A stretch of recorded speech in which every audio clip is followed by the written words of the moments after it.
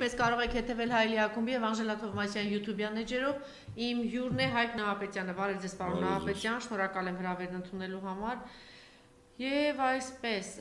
ամեն ինչ արվում է իսկապես երկրորդ ճակատ բացելու համար Ռուսաստանի դեմ, բայց MC տպավորությունը ոչ թե միայն երկրորդ ճակատ, պարոն Նահապետյան, երրորդ ճակատ եւս, որտեղ դեռ Ուկրաինայի պատերազմը չի դադարել, բայց տեսեք թե միաժամանակ կազմակերպված կերպով ինչ տեղի ունեցավ վրա ինչ է տեղի ունենում, ոչ թե տեղի ունեցավ, ինչ է տեղի ունենում Վրաստանում եւ ինչ է տեղի ունենում Սիրիայում, ընդ որում Սիրիայից եթե սկսենք, գիտեք որ Էրդողան արդեն հայտարարել էր այն բանի մասին, ժամանակին ինքը դուք էլ լավ կհիշեք, Ասադին համարում էր իր փոքր եղբայր, բայց թուրքերը այդպիսին են եւ երբ որ ունեն ինչ-որ նպատակներ եւ ծրագրեր ոչ մի բանի արժեվ չեն կարողանում եւ Թուրքիայի կողմից այսօր զարթված է բավականին մեծ տարածք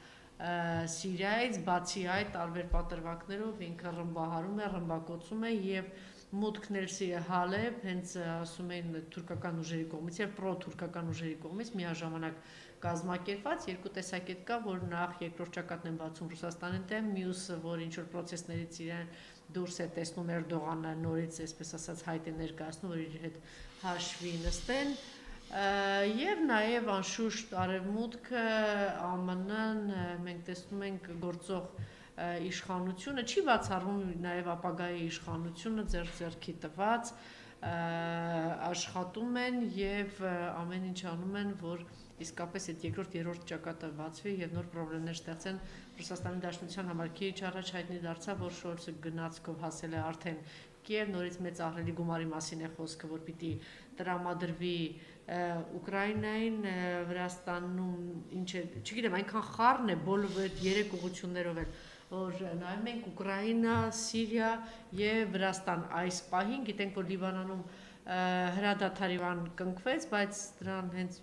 մեկ օր հետո անմիջապես Դե կնքվեց հենց դրա համար, դեռ կնքվեց որ ստեղ է բացվելու։ Այո, դրա համար եւ նաեւ Իսրայելի համար շատ ծանր բան է այդ կնքվելը, բայց որ ինքը նաեւ Իրանի ուղղությամբ կսկսեն գործողություններ, ի դեպ Իրանիներ դիմել նաեւ Բաշար Ասադը մտել են արդեն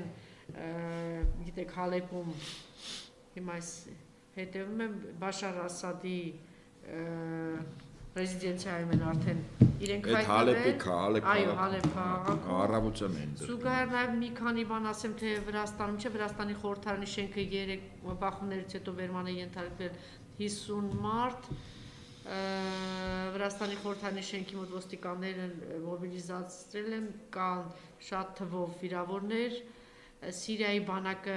տոչկա հրթիռ է կիրառել ահաբեկիչների դեմ, ահաբեկիչները Հալեպում ներխուժել էին Բաշար Ասադի, այո, Հալեպի այդ նստավայրը, ցույցերը Վրաստանում 3 նորից վերսկսել են, գիշերը գիտեք ինչ տեղ ունեցավ, ուրեմն Վրաստանի խորհրդարանը ճիշտ է հատուկ ջոկատայինների հսկողության տակ էր, բայց ցուցարարները 3 հրավառ նյութեր էին շպրտել նրանց ուղղությամբ ջրցան մեքենաներ են կիրառել, Վրաստանի շենքի մոտ ցուցարարները քարեր են նետում, հատուկ ջոկատա մեղմ ասած էլի քարեր են նետում, որովհետև Ռուսթավելի պողոտայում հատուկ ջոկատայինները արդյունքաբեր գազ եւ ջրցաններ են օգտագործել, որոշ դպրոցականներ ուրեմն դասադուլ են անում, Սիրիայի նախագահ Բաշար Ասադը, սա կուզենայի մեկնաբանեիք, երկում տեղի ունեցող վերջին իրադարձությունների ֆոնին սկսել է կապեր փնտրել Թուրքիայի հետ, այս մասին գրել են Թուրքիուշ թերթը, թե ինչքանով է հավաստի, չգիտեմ, սա Բալթյան 3 երկրներ Լիտվան, Լատվիան եւ Էստոնիան համատեղ պատժամիջոցներ են սահմանում նրանց դեմ, ովքեր ճնշում են օրինական բողոքները Վրաստանում, տեսեք, այս այլ կարծում եմ մեկնաբանության կարիք կա, վրացական որոշ լրատվամիջոցներ պնդում են, որ Բիձինա Իվանիշվիլին դժգոհ է պետական անվտանգության ծառայության ղեկավար Գրիգոր Լիլուաշվիլու աշխատանքից եւ վարչապետ Իրակլի Գոբախիձեի վերջին հայտարարությունից նրանք կարող են մոտորես հրաժարական ներկայացնել։ Չգիտեմ, այսպիսի զարգացումներ Գեգամ Նազարյանը դուրս եկավ Մայր Հայաստանից եւ մեկ Հայաստան դաշինքից եւ մեկ այլ ուշագրավ բան, եթե մեկ հայ վերադառնա Ղարաբաղ, ապա մեկ ադրբեջանցի պետք է վերադառնա Արևմտյան Ադրբեջան, նկատի ունի ինքնիշխան տարածք, եթե 1000 հայ վերադառնա ազատագրված տարածքներ, նկատի ունի օկուպացված Արցախ, ապա 1000 ադրբեջանցի պետք է վերադառնա արևմտյան Ադրբեջան, ասել է ադրբեջանցի падգամավորը։ Կերեք եւ վայելեք ավերածություններն ու կործանումը Հայաստանի հանձնումը, տեսնում եք այս հայտարարությունը Հայաստանի հանձնումը դեռ շարունակվում է եւ տեսեք ինչպիսի հայտարարություններ են հնչում։ Սիրիայի նախագահ Բաշար Ասադը կարող է ընդունել Թուրքիայի նախագահ Ռեջեփ Տայիպ Էրդողանի առաջարկը հարաբերությունների կարգավորման մասին կապված Արաբական Հանրապետության հյուսիսային շրջանում իրավիճակի կտրուկ սրման հետ, այսպիսի կարծիք են հայտնել թուրքական հյուրեր կառավարամետ թերթը եւ այլն, չգիտեմ, այնքան թեմաներ կա, չգիտեմ որտեղից սկսել։ Իրանի արտգործնախարար Աբբաս Արաղչին ժամանել է Թուրքիա, նա կհանդիպի Էրդողանի հետ էր հանդիպել։ Ասադ հետ էր հանդիպել, հետո նոր է գնացել։ Այո։ Որտեղից սկսենք Սիրիայից, լավ, հիմա ասեմ, Սիրիան ինքը Պատոսը գիտեք փախել է, այնտեղից թողելով մեր հայ համայնքին միայնակ, դե ինչ պիտի լինի։ Ոտքով թե ինքնաթիռով է ճշտենք։ Երևի ինքնաթիռով։ Իրանք թռնող գծող ապազգային սրիկա տականքների, ասենք Հյուպատոս ինչ պիտի լիներ։ Ասենք Արարատ Միրզոյանը երևի օգնել է, թռնելու գործում ինքն է, չէ՞ մասնագետ։ Սա է, մենք այնտեղ բանը որոշ ընտանիքներ դուք լափող եք, դուք շարունակում եք տոլմա լափել, նախ այդքո փնթի ձեռքից չի էլ գալիս կամ այդքո փնթին իզորու ի վիճակել չի ինչ-որ բանը պատրաստել են, տան աշխատողներն արել են, ու քո փնթի խոզը, որ մենակ լափելով եք զբաղված, այսօր Սիրիայի հայ համայնքը, Հալեպի հայ համայնքը ամենահզոր համայնքներից մեկը, որ այսպես ջլատված, մաստատված, չգիտեմ, արտագաղթած փախուստի մեջ, այսօր կյանքի ինչ վտանգների տակ են, բերանը բացած բոմժերը, կոշիկներով թառած թախտի վրա, բոմժակույտ ընտանիքը, որ լափում է ու թառում է, թառած է, այդպես նստած է, այնտեղ բանը, ու բան չկա էլի, դե մեր համայնքը այնտեղ ինչ վիճակում է, հայր ինչ վիճակ, եւ մի հատ ասել են դեր թռի իրանց Հյուպատոսին, սենց վայելում են խոզերը, վայելում են կյանքը, խնդրեմ։ Հիշեցի պահի տակել է Սիրիայի մեր հայ համայնքի ունի, խնդրեմ։ Ուրեմն, չէ, թռնելը այդ իրենց բնական վիճակն է, դուք դից մի պարտավորեցրեք։ Սրանք են հայտնի անեկդոտի հերոստ են։ Նշանածները երեկոյան գնում են այգի, հանգամանքներ բերումով մի խումբ խուլիգաններ նշանածի բռնությամբ տանում են թփերի տակ, այս տղային էլ ասում են, եթե այս ոտքդ կավիճով գծած շրջանակից դուրս հանեցիր, վարի կտանք։ Նշանածը վերջում մի քանի ժամ հետո այդպես պատառոտված ծվեն հագուստներով գալիս է, ասում է, լավ, ասում ախր նշանված էինք, դե ամուսնանանք, քո պատվախնդրությունը բան, ոնց ասում այն, որ դու գոռում ես ամեն անգամ ցավից, ես ոտքս շրջանակից ներս ու դուրս էի անում եմ, չէ՞, հիմա սրանք հայնիկի պաշտպանությունը այս շրջանակից ներս դուրս անելու զուգահեռն է, հանք ավել բան չնկար անել։ Հիմա գանք Սիրիայում իրականում շուտ տեղի ունենում, դա Ռուսաստանի դեմ երկրորդ ճակատ բացելու էլեմենտներից մեկն է, բուն նպատակը Ռուսաստանը զինված ուժեր դիբերի Սիրիա, ուկրաինական ճակատից հիշեք։ Ինչու՞, որտեղ ուկրաինական ճակատում ակնհայտ է, չէ, վիճակը։ Իսկ եթե ռուսները ստրատեգիական հարձակման անցան, այդ նշանակում է, որ ընդհանրապես պաշտպանությունը ամբողջովին է փլուզվելու։ Եվ մինչև հունվարի 20-ը, մինչև Տրամպի իշխանություն ստանալը եւ երթման արարողությունը, այդ նշանակում է, որ Ուկրաինայի հարցը կարող է արդեն Ամերիկայի որոշելիքով էլ չլինի, թե ինչպես կանգնեցնեն, ինչպես չկանգնեցնեն, հա։ Դրա համար Ռուսաստանին բոլոր կողմերից փորձում են խոցել։ Այդ տրամաբանությունը սկսեց Աբխազիայի դեպքերով, շարունակվեց Վրաստանում, ինչ որ հիմա Վրաստանում շարունակվում, այո, դա եւս Ռուսաստանի խնդիրներ առաջացնելու։ Հիմա Սիրիա տեղափոխեցին։ Այստեղ ակնհայտ է ԻԳԻԼ կոչվածը իսլամական պետությունը, դա իսլամի հետ որևիցե առնչություն չունի։ Ստեղծված է մի քանի պետությունների կողմից, մասնավորապես ԻԳԻԼ-ի կառավարումը իրականացնում է Իսրայելի եւ Թուրքիայի հատուկ ծառայությունները ԱՄՆ-ի ղեկավարմամբ։ Այդքան բան, հիշենք, ԻԳԻԼ-ը ԱՄՆ-ի ձեռքին գործիք է, բայց տեղում հրամանները տալիս են, կառավարում են, անձնակազմ, սպայակազմ, հարցերը լուծում են, զենք, զինամթերք եւ այլն, ով Իսրայել պետությունը եւ Թուրքիան։ Հիմա ինչ է, այստեղ ինչ են ուզում անել։ Վտանգը, երբ Ասադի վարչակազմը տապալվի, սա նշանակում է, որ Ռուսաստանը կորցնելու է Միջերկրական ծովում միակ իր բազան նավահանգստային։ Ռուսաստանը Միջերկրական ծովում այլտեղ ոտատեղ չունի։ Տարտուսում է, դա Սիրիան է։ Խմենին եւս մի բազա կա ինքնաթիռների համար, հա, եւ եթե հանկարծ Ասադի վարչակազմը տապալվի, ռուսները ստիպված դուրս գան, ես վստահեցնում եմ, որ դա Ռուսաստանի ռազմաքաղաքական ղեկավարությանը մեծագույն հարված հասցրած կլինի։ Հաշվեք մոտավորապես, եթե Ուկրաինայի ճակատում այդ կոնտրնաստուպ, որ ասում են հակահարձակումը, ասենք հաջողությամբ պսակվեր ժամանակին, մոտավորապես նույն էֆեկտ կտա։ Նույն պահին Ռուսաստանում 5-րդ, 6-րդ շարասյուն, որ առարկայական կա, սկսելու է Ռուսաստանի նախագահի հրաժարականի պահանջը։ Իհարկե, այս անգամ հայրենասիրական լոզունգներով, կոչերով, ոնց դու էսին ճարեցիր, ոնց այնտեղ մեր զավակները զոհվեցին, Սիրիայում 10 տարուց ավել մենք պահում ենք, չկարողացար պահել, թույլ ես, Ուկրաինային չես կարող հաղթել եւ այդպես շարունակ։ Այս բոլորի իմաստը մեծ հաշվով թիրախ վերջնարդյունքում Ռուսաստան Դաշնության նախագահն է, այդ վարչակազմն է, իրանց տապալել։ Եվ հիմա ինչա կատարում Սիրիայում։ Այո, Սիրիայում իսլամական պետության զինյալները, որոնք պատրաստվել են, հրանգավորվել են, մարզվել են, զինական առումով տրվում է իրենց, դա Իսրայել եւ Թուրքիան է։ Եվ հիմա Թուրքիան, ահա տեսեք հիմա շահերի ինչ լրջագույն բախում կա Սիրիայում։ Իրաքից, կարծում եմ, մեզ լսողները արդեն գիտեն, լրահոսից 20,000 կամավոր դիմադրության շարժման կամավորներ եկել են Ասադին օգնելու, սա մեկ։ Երկրորդ, Ասադը պաշտոնապես դիմել է Իրանի ղեկավարությանը ռազմաքաղաքական օգնության հարցով դրական պատասխան ստացել 2։ Ասադը, երբ դեռևս Հալեպը վերցված չէր,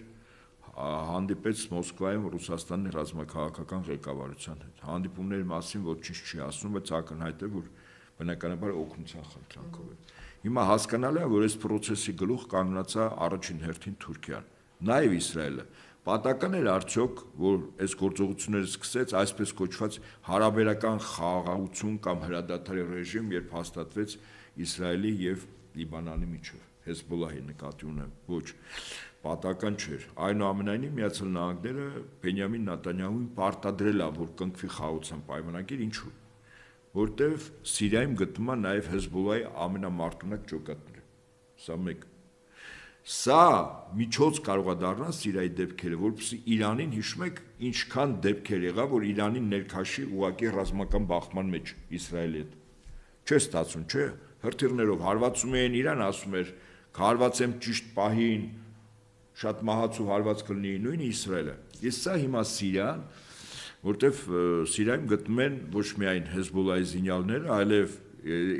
Իրանի պահապանների կորպուսի ստորաբաժանումներ, հրամկազմ, կորպուսի հրամանատարը 3-4 օր հանդիպեց Ասադի հետ։ Եվ հետեւաբար Իրանին սադրում են կրկին, որպեսզի Իրանը, ինչու է Իրանը հիմա փորձում այս ռազմական բախումից խույս տալ Իսրայելի հետ, որտեվ Իրանը պատրաստվում է ինչ որ ժամանակ հետո հրապարակավ փորձարկել, հետո հայտարարել, որ ունի միջուկային զենք։ Քանի դեռ ինքը միջուկային զենքի իր աշխատանքները չի ավարտվել ստեղծման, այդ այսպես ասած Իրանին հարվածելը իր պրոքսի կազմակերպությունները կամ պրոքսի երկրներում ինքը ատամները կրճտացնելով տանելու է, բայց հիմա իրան սադրում են Սիրիան այն տարածքն է, որտեղ իդեպ առաջինը սադրեցին որտեղ Գազայի հովտում, չէ, Համասով, երկրորդը որտեղ Լիբանան Հեզբոլլահով, երրորդ հիմա սադրում են Սիրիայում, որպեսզի ուրեմն երկու նպատակ կա, եթե Ասադը պարտվում է, այդ նշանակում է, որ Իրանը արդեն ներքաշված է այդ պատերազմի մեջ եւ Ռուսաստանի ռազմաքաղաքական ղեկավարությունը բավականին ծանր վիճակում է հայտնում, այսինքն Ռուսաստանի ներսում սկսում են հակակառավարական ցույցեր, ընդ որում ասում եմ, արևմետամետները չեն լինելու, այսպես կոչված ազգայնականները, որոնք ֆինանսավորում են արևկից, բայց իրանք ազգայնական, հայրենասիրական լոզունգներով են իջնելու փողոց, ասելու են, որ դուք լինել վատ կառավարիչ Վլադիմիր Վլադիմիրիչ, հիմա կգա մի զինվորական, մի բազե, իսկ դուք խաղաղ աղավնի եք, չեք կարողանում, պարտվում եք ռազմի դաշտում լինելով միջուկային գերտերություն եւ այլն, այս ձևով։ Հիմա մենք այս առումով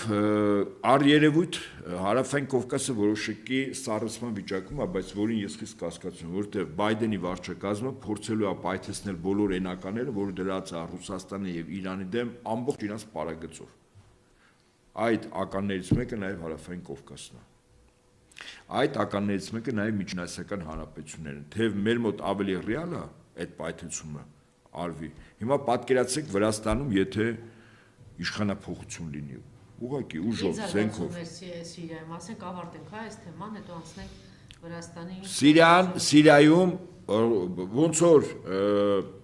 18-20% մամուլը շատ խիստ գնահատականներ են հնչեցնում Էրդողանի հասցեին, որ հերթական անգամ խաբեություն, խարդախություն։ Չէ, դե ռուսները այդ պարզամիտները չեն, էլի, իրանք հրաշալի հասկանում են, որը որից հետո է։ Հիմա ասեմ ձեզ 18-20% էր մնացել, մինչև ռուսական օդուժը Սիրիայում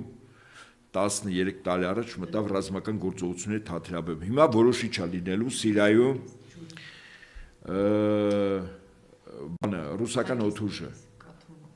ռուսական օդուժը որոշիչ դա է լինելու։ Այսինքն երկնքից արջիճե կրակա թափելու ահաբեկիչների վրա, որտեղ իրենք մեծ հաշվով պաշտպանված չեն։ Հələ չեմ ասում ֆաբերը, որ օգտագործեն 500 կիլոնոց, 1.5, 3 տոննանոց այդ ֆաբերը, դեռ չի օգտագործվել, բայց ամբողջ խնդիրն է, որ եթե ռուսները ներ են քաշելու Սիրիայում ռազմական գործողությունների թատերաբեմում, այնուամենայնիվ ուկրաինական ճակատից ինչ-որ բաներ հանվելու են, ասենք օդուժի հետ կապված, հա, հրամկազմի հետ կապված, հրամանատարը Սիրիայում ռուսական զորքերի փոխվել է, գիտեք։ Նորանշանակ ցամաքային զորքերի փոխհրամանատար է Հայտի Մուրադովը, որը խաղապահների հրամանատարն էր Արցախում, նոր նշանակում է ստացել ցամաքային զորքերի փոխհրամանատար։ Հիմա այս ինչի համար եմ ասում, որ այնուամենայնիվ Բայդենի վարչակազմը մինչև հունվարի 20-ը առավելագույն փորձել են պայթացնել բոլոր այն ականները, որ Ռուսաստանի եւ Իրանի շրջապատում կար դրած, որը մենք կարող է տեսնում ենք, բայց կարող է չենք տեսնում։ Այդ ականները պայթելու է։ Իդեպ ասեմ, օրինակ Ռուսաստանում, չգիտես ինչու հիմա որոշումներ են կայացնում, օրինակ խմիչքի վաճառքի հետ կապված, կարող է որից առերևույթ կապ չունի, բայց ուշադիր եղեք։ Խմիչքը 18 տարեկան առանցին տեղեր խիստ սահմանափակումներ։ Ուրեմն մեծ թատրոնի տոմսերը բոլոր աճուրդով։ Գնել գիտեք ինչ թվերի ասել, մեծ թատրոնի $1000, 100,000 ռուբլի։ Հիմա կարող է ասեք դա ինչ է, ոչ մի բան է, չէ իրանց ներկայացնում, բայց ես վստահաբար եմ ասում, նման էլեմենտներով Ռուսաստանում բնակչության ճնշող մեծամասնությունը, որը օգտագործում է ինչ-որ մի բան, հա, իրանց համար դժգոհության ֆոն է սարքում։ Թեմա է, խմիչքը թեմա է, տոմսերը թեմա է։ Կարող է ինչ-որ թեման, զորակոչ հետ կապված ինչ-որ սխալ որոշումներ կարող է կայացնել, եւ այդպես շարունակ։ Այսինքն սա եւս գունավոր հեղափոխությունների գործիքակազմի մեջ ջին շարպը, որ բացում եք 198 մեթոդ, այն ինչ որ ես ասում եմ, իմ ասածները այդ մեթոդների մեջ կա։ Ուղղակի դասական առումով այդ դասակիրքը դրած կիրառում են։ Ինչու, որովհետեւ հավաքական արևմուտքի այս պայն գլոբալիստների ԱՄՆ-ում իշխանության թիվ մեկ խնդիրը Պուտինի վարչակազմը տապալելն է, մնացածը տեխնիկական հարց է։ Բայց ուրիշ բան ասեմ, տեսականորեն եթե չի տապալվում այդ վարչակազմը, գիտեք ինչ է սպասում հունվարի 20-ից հետո։ Տրամպը ամենապրոիսրայելական նախագահն է։ Վերջին նախագահների մեջ ավելին, քան Բայդենը։ Ես կարծում եմ պատրաստվելու է Իրանի դեմ լրջագույն ռազմական գործողություններ։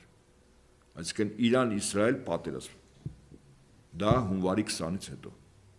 Հիմա թե դա ինչպես կպատրաստեն, ինչ սադրանքներով կլինի, բայց հունվարի 20-ից հետո այնուամենայնիվ ես չեմ բացառում, որ անգամ Իրանի միջուկային հետազոտությունները 5 կենտրոնները որտեղ որ կան, դրանք նաև թիրախավորվեն։ Իսրայելը ամեն ինչ անելու է, Տրամպն դրան օժանդակելու է, որ Իսրայելի եւ Իրանի միջև պատերազմը մասնակցի այդ պատերազմին նաև Միացյալ Նահանգներ իր ամբողջ հզորությամբ, ռազմական, միջուկային, հետախուզական եւ այլն։ Իրանը փորձելու է նաև ներսից պայթեցնել, հաշվի առեք, որ Իրանում պարսիկները 47-48% են, ինքը բազմազգ պետություն է։ Եվ այն մյուս ժողովուրդների մոտ, այո, անջատողական տրամադրությունները երկարուձիգ տասնյակ տարիներ սնուցել է հավաքական արևմուտքի երկրների հատուկ ծառայությունները, այդ թվում նաև բելուջները, որոնք ուզում են անկախ Բելուջստան ստեղծել, այդ նաև փուշտունները, որոնց արյունակիցների մեծ մասը այսօր Աֆղանստանում իշխանություն ունեն, Թալիբանը դրանք փուշտունների շարժում, հա, ազգության փուշտուն, որը իրանական բարձրավանդակի ժողովուրդ է։ Ճիշտ է, տաջիկները եւս կան, որոնք նորմալ են, որտեղ տաջիկները առանցին որպես պետություն եւ Իրանում ապրող տաջիկները բավականին նորմալ պրոիրանական դիրքեր են, այսպես, հա, վերջնում։ Ադրբեջանցիները 30-40 միլիոն են իրենք ասում, այսինքն բնակության կես 80 միլիոնանոց ուրեմն Իրանի կեսը ասում են, կեսը մենք ադրբեջանցի ենք։ Պատկերացնում եք ինչ ականներ կա։ Հələ 5-րդ 6-րդ Շարասյան մասին չեմ խոսում։ Այնպես որ ես չեմ բացառում, որ Իրանի դեմ Իսրայելի եւ ԱՄՆ-ի ռազմական գործողությունները ոչ թե բառացի լինի ցամաքային պատերազմ, այլ Իրանը ներսից փորձելու են պայթեցնել անջատողական տրամադրությունով, արյունով ընդ որում։ Դուք պատկերացեք մեր հարևան երկիրը, որը մեզ համար կյանքի ճանապարհ է, Հայաստանը ինչ օրեր կարող է ապրել։ Իսկ եթե ռազմական գործողություններ եղավ եւ թիրախներ Իրանի հիմնականում հյուսիսային մասում է այդ միջուկային հետազոտությունների կենտրոնը, եթե այդ պայթյուններ եղավ եւ այլն, դու գիտեք փախստականներ ինչ հոսք կարող է լինել, ընդ որում հոսքը հիմնականում երկու երկիր են գալու, ասեմ ձեզ, Հայաստան, Ադրբեջան։ Միլիոնավոր մարդիկ է, ոչ թե 1000, 10000, 100 միլիոնավոր մարդիկ փախստական են լինելու։ Այնպես որ այս մարտահրավերների աշխարհակական այս ապագա սպասվող ծանր օրակարգի մեջ Հայաստանի իշխանությունները ինչ են ասում, ծաղիկ են նկարում, հեծանիվ են քշում, տոլմա են, հիմա չգիտեմ։ Իրանց բառն այդ բառը։ Հա, լափելը։ Հա։ Դե եթե իրանցն է, ուրեմն լափում։ Սա ինչի համար է։ Մեծ հաշվով դիմադրողականությունը ոչ համարժեք է Հայաստանի պետականության դիմադրողականությունը արկա սպառնալիքներին, մարտահրավերներին, եթե տարածաշրջանը պայթելու է կասկած չունենակ, Ալիևը փորձելու ամեն ինչով օգնել։ Ես չեմ ասում, որ ռուսները իրենց պարտականությունները չեն կատարի, բայց ընդունենք այսպես, առաջինը մեր հայրենիքի պաշտպանները մենք ենք, մեր պետական ինստիտուտները։ Ես այս վերջերս ասացի, հայեցակարգը, բանակի կերպափոխման հայեցակարգը իրականում բանակի լուծարման հայեցակարգը եւ հիմնավոր եմ ասել։ Մեր մոտ զրոյացնում են իրականում զորակոչային բանակը, ժամկետը կրճատում են, խիստ տարօրինակերպով, երբ որ այդ քանակը երբ որ չի բավականացնում սահմանում կանգնող, ժամկետը պետք է երկարացնես, մեծացնես, ոչ թե կրճատես։ Ասում են պայմանագրայիններով են համարելու, իսկ պայմանագրայինները կամավոր են, իսկ եթե պայմանագրայինները չեն ուզում գրան բանակ, ինչա լինում, փաստացի։ Վերջում մի 5-7-10 հազանոց բանակ պայմանագրային, բայց որը Ադրբեջանի դեմ պաշտպանական մարտական գործողություններ չի կատարելու, դա ՆԱՏՕ-ի ոտատեղն առնելու։ Իրականում այսօր լուծարվում այն բանակը, որ Ադրբեջանի դեմ կարող էր եւ ունակ էր եւ այսօր էլ ճիշտ կազմակերպման դեպքում ունակ կլինի Ադրբեջանի դեմ էֆեկտիվ եւ արդյունավետ պատերազմել, այդ բանակը լուծարում են, պատրաստում են ՆԱՏՕ-ի ոտատեղ։ Հայաստանում 5-10 հազարանոց պայմանագրային ՆԱՏՕ-ի ստանդարտներով իրենց զենքին տիրապետող բանակ են սարքելու, որը պետք է օգտագործի ենթադրենք Տրամպի հաջորդը հանրապետականները, որոնք Ռուսաստանի դեմ, ասենք 4-5 տարի հետո նույն ռազմական գործողությունները այս անգամ այլ վայրերից պետք է սկսեն, այդ թվում նաև հարավային Կովկասից։ Հայաստանում հիմա նման բանակ են պատրաստում, սա ասեմ իմանաք։ Մեր բանակը լուծարում են, Հայաստանի բանակը չի դրվելու այն մարտական խնդիրը լուծելու, որ Ադրբեջանի հարձակման դեպքում էֆեկտիվ կարողանա մեր երկիրը պաշտպանել։ Դուք հասկանում եք մենք ինչ վիճակում ենք հայտնվում։ Եվ ցավոք սրտի, ես ինչի մասին ես ասում եմ, քաղաքական էլիտան մեր, ես ժողովրդին այստեղ ոչ մի մեղադրելու խնդիր չկա, քաղաքական էլիտան ընդդիմադիր էլիտայի մասին է խոսքը, ես կենացները ոչ քաղցրացնում եմ, ոչ էլ գույները խտացնում եմ, եւ սա իրականություն է։ Չեն հավատում, թող բացեն մասնագետներ կան, այդ թվում նաեւ ընդդիմադիր դաշտում բարձրաստիճան զինվորականներ, ավագ սպաներ եւ գեներալներ, թող բացեն հայեցակարգը նայեն։ Իրենց համար եւս սպարս կլինի, որ այդ հայեցակարգով մեր բանակը լուծարում են։ Այսինքն մեզ թողում են Ալիևի եւ Էրդողանի բարեհաճության, իրենց կմաճուկին։ Մենք ստեղ կապրենք, թե չենք ապրի։ Մենք ստեղ բռնաբարված կապրենք, թե չբռնաբարված առայժմ կապրենք։ Մեր զավակները փոքր կտանեն իրանց համար որպես երինչերներ, ինչպես ժամանակին Օսմանյան կայսրությունում են, թե չեն տանի։ Այսօր դան են գնում։ Եվ ես իմ ասած միտքը նաեւ ուղում եմ ընդդիմադիր դաշտի բոլոր այն զինվորականներին, որոնք այս կամ այն ձևով հանրային դաշտում ակտիվ են եւ ճանաչվում են։ Թող իրենք էլ խոսեն, նայեն այդ հայեցակարգը։ Կեսը կենաց է, 1/3-ը կենաց է, 1/3-ը նատոյական ստանդարտներով սերժանտական դպրոց սարքելու, 1/3-ն էլ քննադատում է բանը խորթային բանակի կառուցվածքը։ Աշխարհին ծնկի բերած խորթային բանակը շատ վատնա, այսօր որ Ռուսաստանը կռվում է շատ վատնա։ տրանսգենդերներով բանակի են ուզում նմանվել։ Ես նորից եմ ասում, ժամկետային զինծառայողների ծառայության ժամկետը կեսով կրճատելը սա բանակի լուծարում է։ Շատ լավ, գանք Վրաստան, բայց այնուամենայնիվ ինչու է դիմել Թուրքիայի Էրդողանի բանակցությունների։ Հիմա գիտեք, Թուրքիան մի այսպիսի իրենք խորաման քայլ են անելու։ Այն տարածքներից, որտեղ Իդլիբի շրջանից զինյալները մտել են Հալեպի շրջան, հարակից բաներն, հա, նահանգներ են։ Այդ շրջանների անվտանգությունը եւ պաշտպանությունը դրված էր Թուրքիայի բանակի վրա։ Հիմա նայեք ինչ է կատարվում։ Բանակցություններում Թուրքիան ասում է ըստ իս, ասում է հա ես կմտնեմ Հալեպը կազատագրեմ։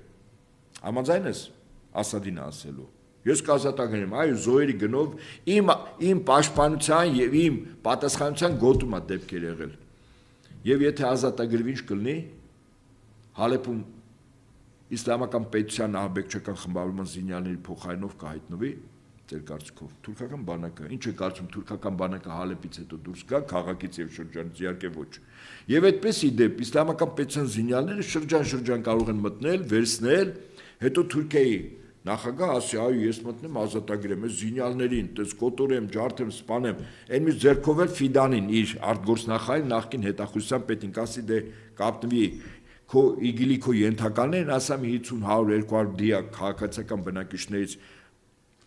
զինյալների հագուստով սպանենք ցենտեղ իբր թե մենք դրանց սպանել ենք ազատագրել ենք այդ տարածքները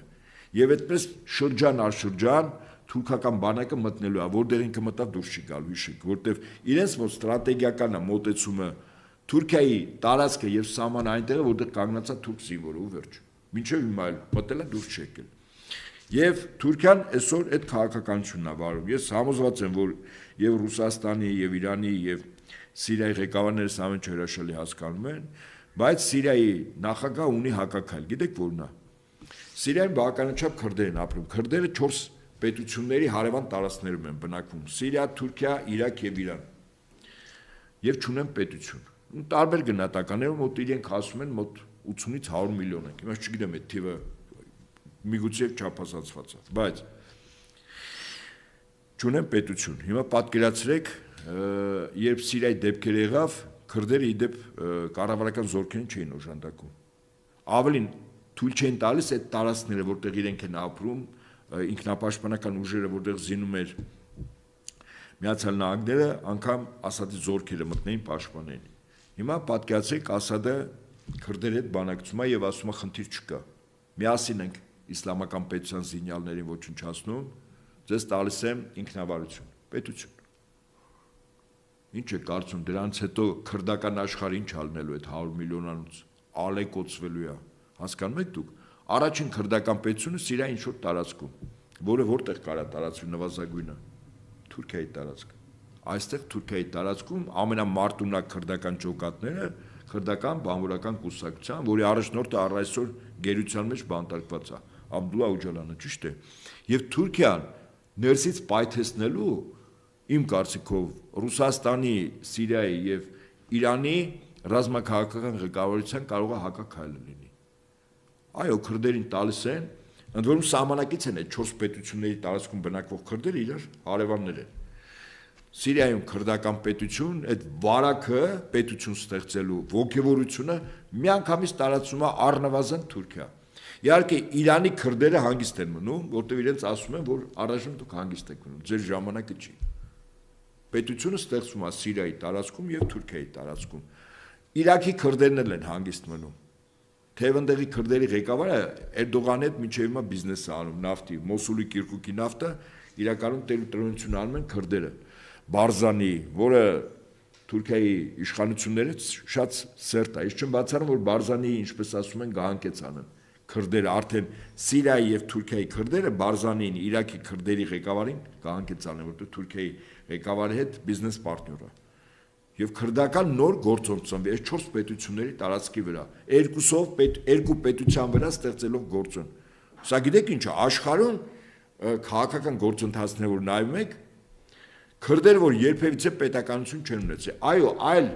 պետությունների մեջ ազգությամբ քուրդ ղեկավարներ եղել են այդ թվում նաև Իրանում եղել են բայց իրենք որպես առանցին պետություն երբեք չեն ունեցել հիմա քրդերը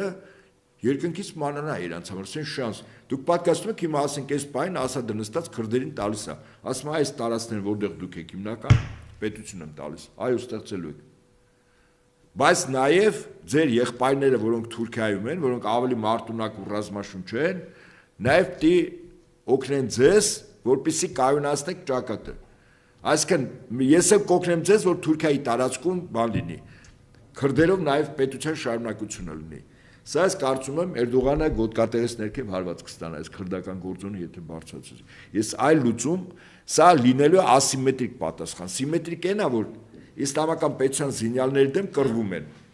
Կա նաև ասիմետրիկ պատասխան։ Ասիմետրիկ պատասխանը այս քրդական գործոնն է։ Սա եզակի բան կարող է աշխարհում դառնա, դուք պատկասում եք քրդերի ոգևորությունը։ Առաջին անգամ ռեալ պետություն ստեղծելու նախադրյալ է եւ դրա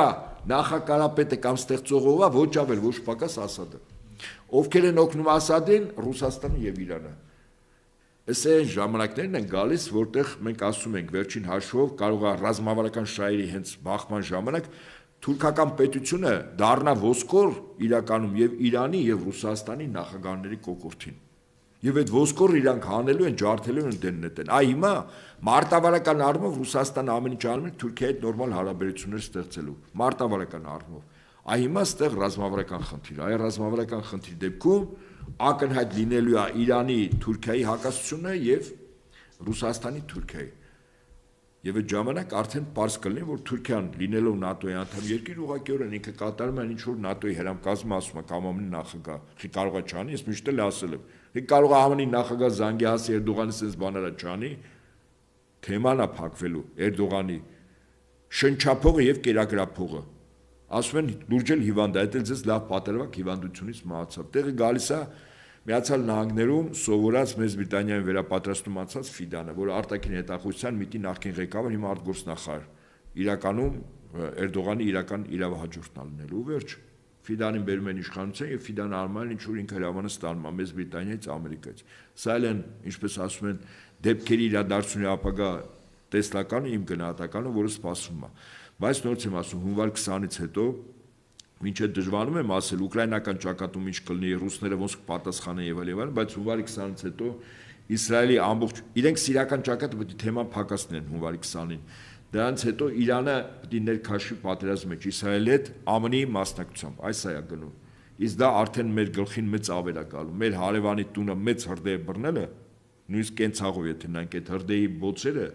կայծերը նաեւ մտնում են քո տունը։ Հետաբար քո առաջին խնդիրը հրդեհ հանգցնելն է։ Քանի որ մենք չենք կարող այդ հրդեհը հանգցնել Իրանում։ Մեր խնդիրն է, որ գոնե հրշեջ մեքենաներ շատ ունենք, որ այդ հրդեհը մեր տուն չմտնի։ Բայց ցավոք սրտի այս դեգեներատների, այս դիլետանտների, այս գործակալների, այս թմրավորների ու այլասերվածների իշխանությունը ոնց կարա այդ հրշեջ մեքենաները սարքի, երբ որ դրանց օրվա 24 ժամվա ուշք ու միտքը սնունդն ու սեքսն է։ Մեկ էլ թմրամիջոց է։ Ուրիշ բան չունեն սրանց։ Սրանց կյանքի իմաստը է։ 2 կոպեկ էլ լափեն տանեն ինչ որ բանկերում պահեն։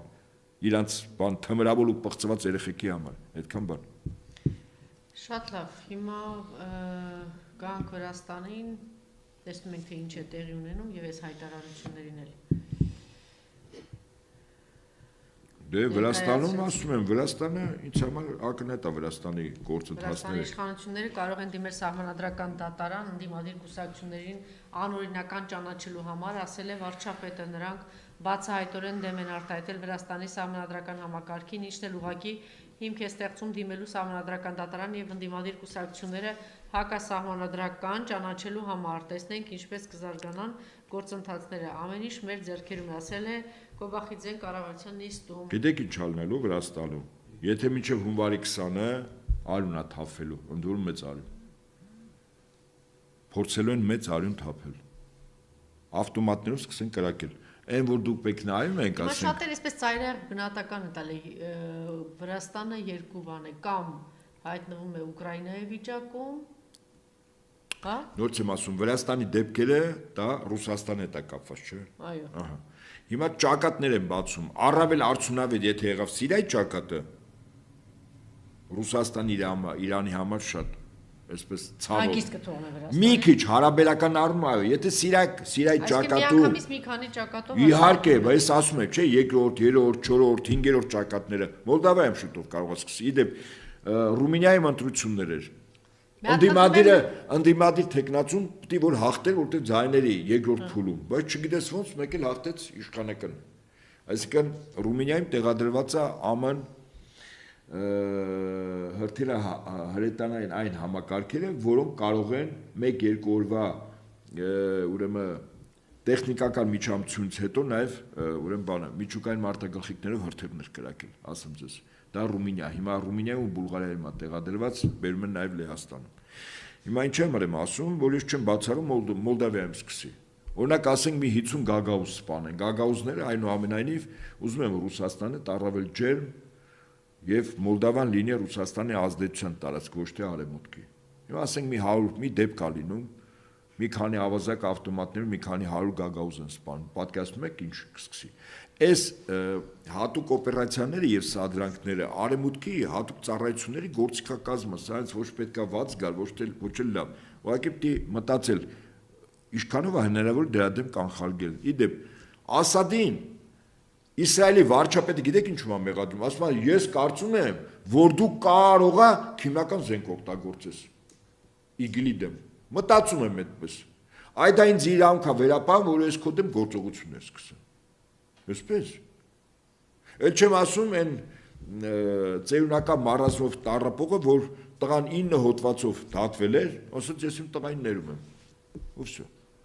Այս է դեմոկրատիա, այս է ձեզ արևմտյան դեմոկրատիա։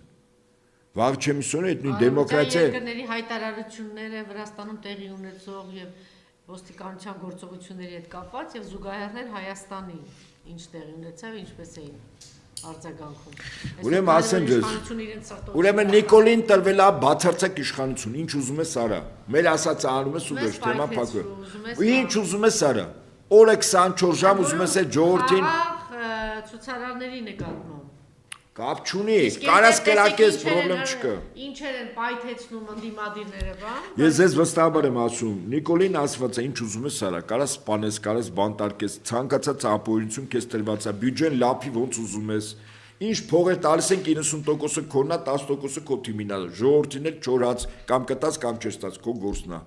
Ոնց ասում եք, տենց էլ անում է։ Նիկոլն է գրած հերթական անգամ իր հավատարմության ուխտը տիկնոջ հետ, իդե պատական չէր Վատիկանի մասին մենք առանձնապես չխոսեցինք։ Հավատարմության ուխտ է տվել Վատիկանում, հերթական անգամ։ Եթե Հռոմի Պապի Վատիկանի բարձրագույն պարգևներ ստացած անձինք շատ բնական ձևով այս կամ այն ձևով այդ բանի կաթոլիկ աշխարհի հոգևոր առաջնորդի եւ այդ ինստիտուտի հետ կապված են այս կամ այն ձևով Փաշինյան Նիկոլը ընդհանրապես կաթոլիկ աշխարհի հետ կապված չէ։ Դրանքի տվեցին այդ շքարշանը։ Հետաքրքիր է, չէ՞։ Միակ բանը, որ ինքը արել էր, ինչ էր այդ երկրի համար, առերևույթ։ Ես կարծում Արցախի հանձնումն էր։ Եվ հիմա երբ որ տիկնոջ հետ գնաց, այնտեղ ես կարծում եմ, որ ինքը փորձում էր տիկնոջ համար Հռոմի Պապի այոն ստանալ որպես ապագա վարչապետ։ Իդեպ ասեմ, եթե մենք մտածում ենք, որ Վատիկանը պետություն չի եւ ազդեցություն չունի, խիստ սխալ գնահատականներ ենք տալիս։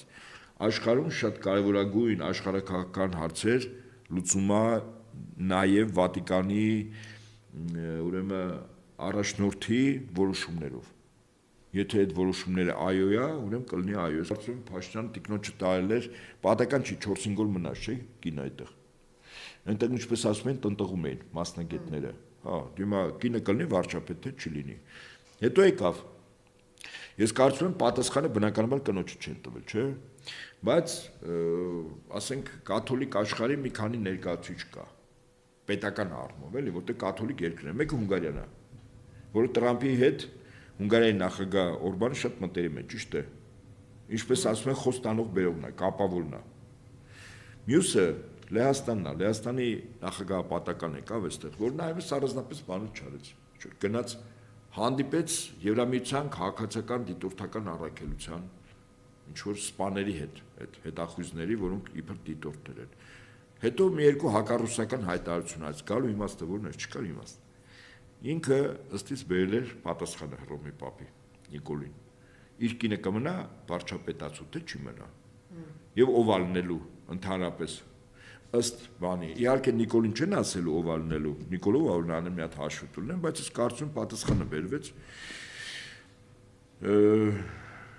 եւ Հայաստանի արևմուտքի կողմից նշանակված նոր տեխնացուն Նիկոլի տեղը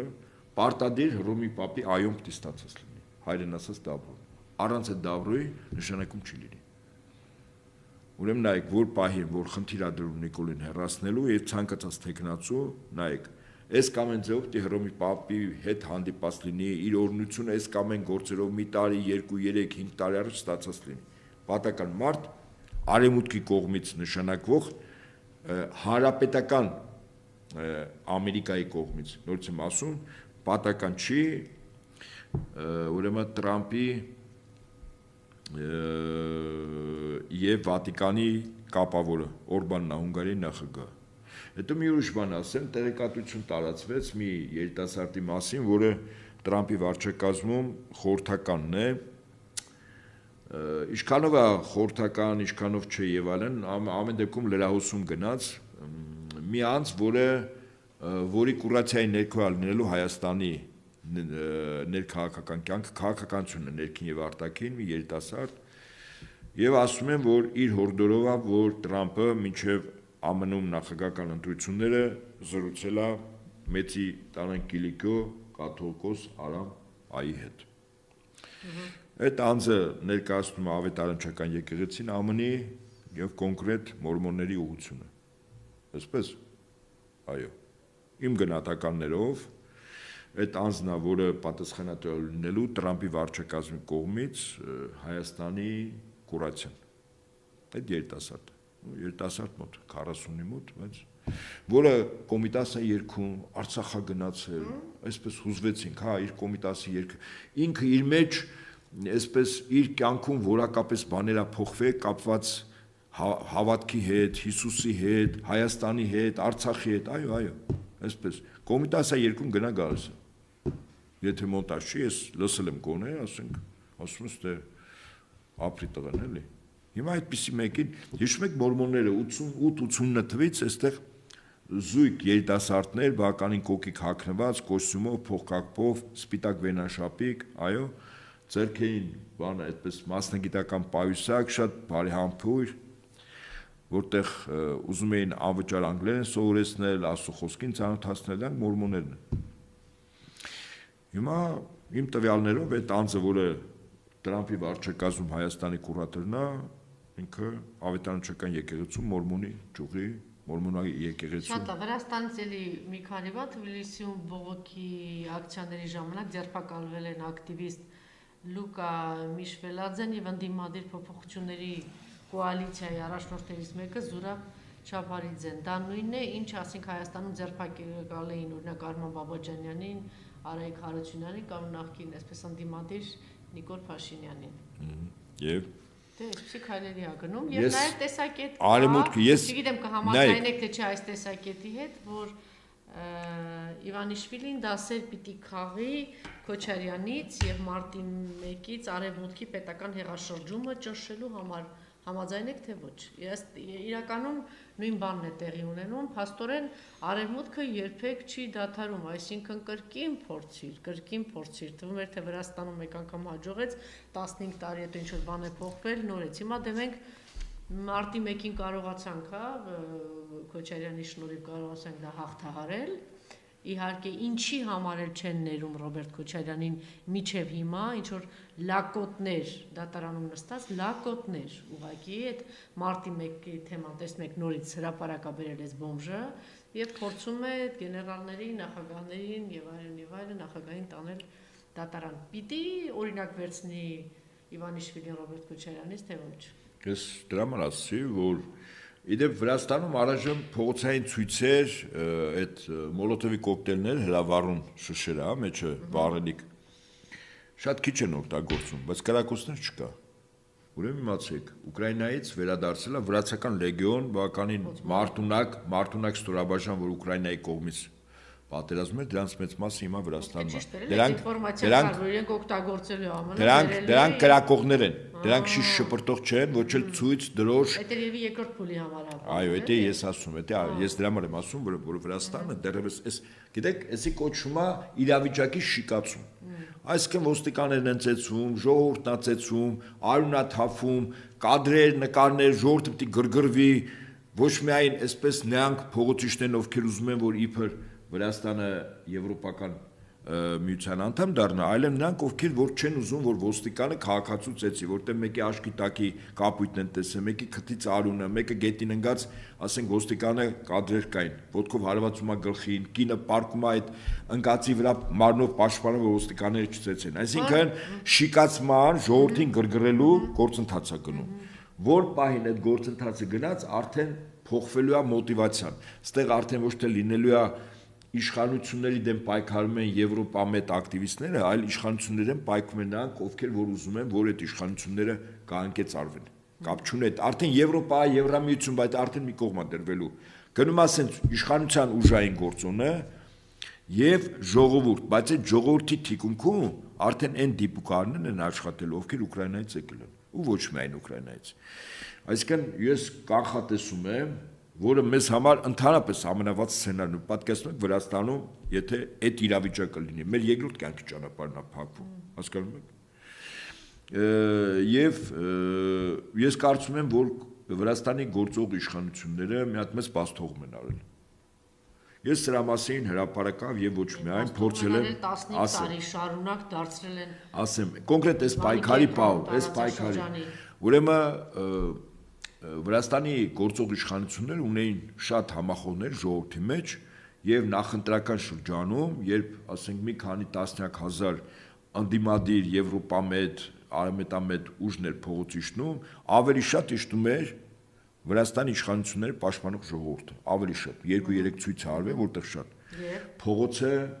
Վրաստանի իշխանությունները պիտի չտային անդիմությանը։ Այսինքն եթե անդիմությունը հանում է 10,000-ը, բարձ եմ ասում ձեզ։ Ապա այս կողմից էլ 15,000 պիտի հանի իշխանությունը, ժողովուրդը։ Այո, այդ բախումները շատ ավելի արդյունավետ կարելի էր կանխարգելել եւ իշխանապողության վտանգը համարը զրոյանում էր, ասեմ ձեզ։ Չգիտես դու ինչ կա զարգացում։ Կարելի է, ուրեմն ես հանել 10,000, 20,000։ Ուրեմն ես ձեզ ասում եմ, որ պայն փողոցը հանձնեցի, հիմա օրինակ Փաշինյանի ամենակարևոր գործիքը Փաշինյանը չի իրան առանձնապես շատ վազգու, որտեղ Փաշինյանն ուներ ամենակարևոր էֆեկտիվ գործիք փողոցը։ Այդ փողոցը հիմա իրանը ճիշտ է։ Փողոցը մտել է, ընդդիմության կողմից։ Դա այլ հարց է, բայց Փաշինյանը երբեք հայտ չի ներկայացնի, որ փողոցը իրենն է լինի։ Եթե ինքը նման հիմարություն արի, շատ արագ այս կողմը գեներացվում է ընդդիմադիր փողոց։ Իր այդ քայլով։ Փաշինյանը լավ գիտի, որ փողոցը իրանը չի, հիմա Վրաստանում իշխանությունները փողոցը պիտի չտային։ Ամենայն լրջությամբ։ Այո, բախումներ կլինեին եւ դա առաջին դեպքը չի։ Ես օրինակ կարող եմ վերել կոնկրետ Վենեսուելայում։ Երբ որ նույն Տրամպի վարչակազմը Գուայդո մեկը կար, որը չէր ընտրվել, Տրամպի վարչակազմը ասեց մենք իրան ենք ճանաչում որպես Վենեսուելայի նախագահ։ Եվ փողոց հանեց։ Իր փողոցի դեմ դուրս եկավ ժողովուրդը այս կողմից, որ իշխանություններ էին պաշտպանում։ Եվ ինչ, ուղղակի ծեծեցին, լարեցին։ Իհարկե, այդ փողոցի պրոիշխանական փողոցը նաև իրենց օգնում էին նաև իշխանությունները։ Ոչ համազգեստով, բայց ակնհայտ էր, որ օգնում էին։ Այսինքն փողոցում իշխանությունը մարդկանցով հաղթեց ընդդիմադիր փողոցին։ Ու վերջ, թեման փակվեց, ծեծեցին, լարեցին։ Գուայդոնին չեղավ, թռավ, հետքնել չերևաց։ Ես ասում եմ, Վրաստանի իշխանությունները մեծագույն բացթողում են արել, երբ որ փողոցը ամբողջությամբ տվել է։ Կարողանալ դիմադրել, դուք տեսեք թե ինչ է տեղի ունենում, էլի, այսպես կարողանալ դուք ինքներդ եք ասում դա երկրորդ, երրորդ քայլը։ Այսի շիկացում է գնալու։ Այնպես չի որ։ Բայց սա ժամկետ կա, ասեմ ձեզ։ Դա մինչև հունվարի 20։ Մինչև Վրաստան։ Ավելի ժամանակ է։ Իհարկե կա։ Արուն թափելու համար բավականաչափ անկայուն վիճակ սարքել։ Դուք պատկերացնում եք մեր կյանքի ճանապարհը տեղից է փակվում։ Հիմա Սիրիայի դեպքերով, երբ որ Սիրիայի ղեկավարը Ասադը դիմել է Իրանին եւ Իրանը դրական է պատասխանել ռազմական օգնության։ Արագ իշխանությունը արագ հետ կանչեց, մենք այնտեղ Սիրիայում ունեինք, չէ՞, արագ հետ կանչեց իրենց։ Նրանք եղած չեղած մի հաշվա։ Ես հիմա ինչ եմ ասում, պատկերացեք, եթե շիկանում է Սիրիային վիճակը եւ Իրանը առավել ակտիվ, արդեն ոչ թե պրոքսիներով է մտնում, Առաջ ինքը Իսրայելի ԱՄՆ-ի դեմ պրոքսիներով, Համասը մի պրոքսի, Հեզբոլլահը երկրորդ պրոքսի, Լիբանանը երրորդ պրոքսի, Եմենը չորրորդ պրոքսի, Եմենի հատուկ իսլամական մի թևը ուրեմն հուսիտները 5-րդ պրոքսի, ինքը պրոքսիներով էր։ Իրաքը 6-րդ պրոքսի, Իրաքն էլ չէ, դիմադրության գոտին է, որի ստեղծողը իդեպ նահատակվեց, Սուլեյմանն է, այս գոտին Սուլեյմանն է ստեղծել։ Եվ Տրամպի վարչակաց եւ Տրամպի հրամանով ինքը սպանվեց։ Հիմա պատկերացրեք, այս պրոքսիները այլևս չկան եւ հիմա ուղղակի գնում է արդեն Իրանի դեմ կռիվը, Սիրիայի տարածքում։ Այսինքն եթե Իրանն էլ է այդ պատերազմի մեջ, հա, մտնելու եւ Վրաստանում էլ, երբ որ սկսեցին կրակել եւ անկայուն վիճակ, ես կարծում եմ մեր վիճակը շատ տխուր է լինելու անկեղծ ասած։ Առավել քան տխուր։ Պատկերացնում եք մեր երկու կյանքի ճանապարհները փակվում են։ Պատերազմ, հեղաշրջումներ, կրակոցներ, անիշխանություն։ Մյուս կողմից Ադրբեջանն ու Թուրքիան։ Թուրքիան ինչպես է վարվում կամ Ադրբեջանը։ Ուրեմն որ պահին մեր լսողներն եմ ասում, նաև հաճախ ես գիտեմ, ինձ նաև այսպես ասած իշխանական որոշ օղակներում աշխատողներ, չինովնիկներ, նաև շատ բարձրաստիճան լսում են։ Մեկ-մեկ այդ բանն է հարբեցող ծաղրացումն է լսում, ասում են, այս բաներն ասի։ Հիմա ասում ձեզ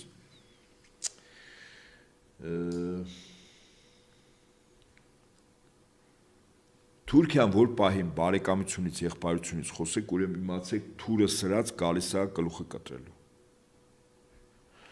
Արևելյան խորամանկությամբ դիմացինի զգոնությունը բթացնելու լավագույն ձևը դիմացինի հետ բարեկամության երթումներ անելն է։ Հիշենք, Ասադը Էրդողանի եղբայրն էր ոչ արունակից, ընտանիքներով մտերիմ, իրար տուն գնալ, երթումներ տալ եւ այլն, որին հաջորդեց Թուրքիայի ուղակի միջամտությունը Սիրիան գրավելու թուրքական կոչվող ցեղատեսակներով։ Ու վերջ։ Հիմա որ պահին մեր հարևան Ադրբեջանը դա իրենց մեջ գենետիկական է նստած, հա, հազարամյա մի 1000-2000 տարի վստահաբար են տափաստաններից եկած այդ դիվանագիտությունը իրենք ունեն։ Այսինքն առավելագույն դիմացինի զգոնությունը վտանգի բթացնելու համար պետք է խոստումներ տալ, բարեկամություն, երթում, խնամի, ուրեմն կենացներ, հարսանիքներ, եւ դու ասում ես լավ եղբայր, իմ մտքով անգամ չի անցնում, որ ինքը պատրաստվում է իմ տունը մտնել, ինձ սպանել, տունս է գրավել։ Հիմա քանի որ Էրդողանը եւ Ալիևը այդ հարցան մեջ է խոստումներ, խաղաղություն, ուրեմն միջազգային մեծ ֆորումներ, ես բարեգործ, բարերար, ժողովրդավար եւ այլն, ուրեմն իմացեք մեծ պատերազմի շեմին ենք։ Իրենք այս ամեն ինչը մեր այդ թվում նաեւ եւ առաջին հերթին Հայաստանի քաղաքացիների դե Հայաստանում իշխանություն մեծ հաշվով չկա, իրական, որը որ սպասարկի մեր երկրի ազգային պետական շահը, զգոնությունը բթացնելու համար։ Այդ հարվածը մենք շատ անսպասելի կարող է ստանանք։ Ինչ հող նախապատրաստեց Նիկոլ Փաշինյանը ադրբեջանցիների համար, որ այսպիսի հայտարարություն անեն, որ եթե մեկ հոգի եկավ Ընդ Հայաստանից Արցախ, ուրեմն մեկը պիտի գնա այնտեղ։ Իդեպ ասեմ ձեզ, Ադրբեջանը այդ հիմա են ասում։ Դա հիմա այդ հիմա են մեկին մեկ ասում։ Ադրբեջանը որ պահին ենթադրենք Նիկոլ ասյալ իսկապես էլի, տեսնում եք մարդը խաղաղություն է ուզում էլի։ Ուզում է որ հայերը գնան 120,000 գնում են, 120,000 էլ ստեղից գնացել են, ստեղից մի 300-400,000, կես միլիոն են գնացել։ Այդ Ադրբեջանը այսօր է մեկին մեկ ասում։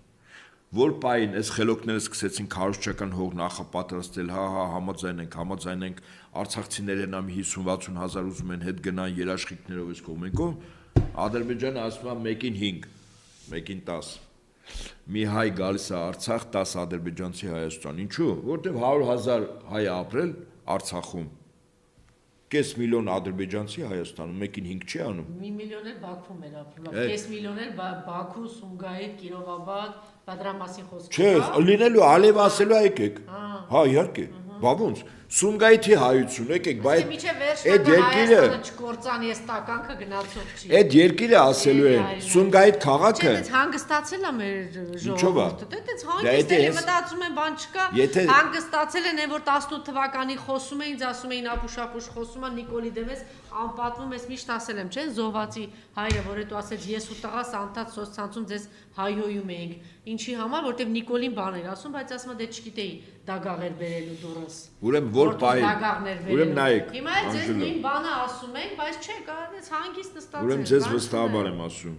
որ պահի Իրանը կպայթի, Վրաստանը կպայթի, ինչ կապ ունի դա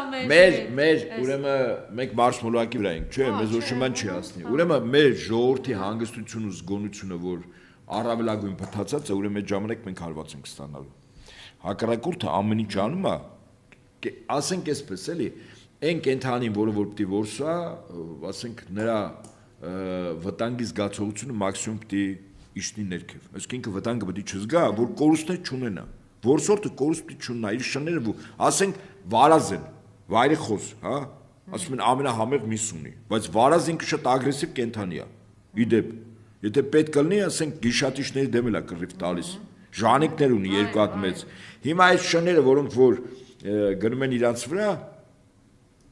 ինչ որ միությամբ տանելու, որտեղ որսորդը կրակի։ Այդ շները պիտի առավելագույն ուրեմն վնաս չստանան։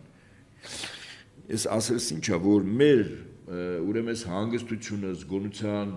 կորուստը, վտանգը եւ այլն, այս ամեն ինչը վերջին հաշվով գալիս է նրան, որ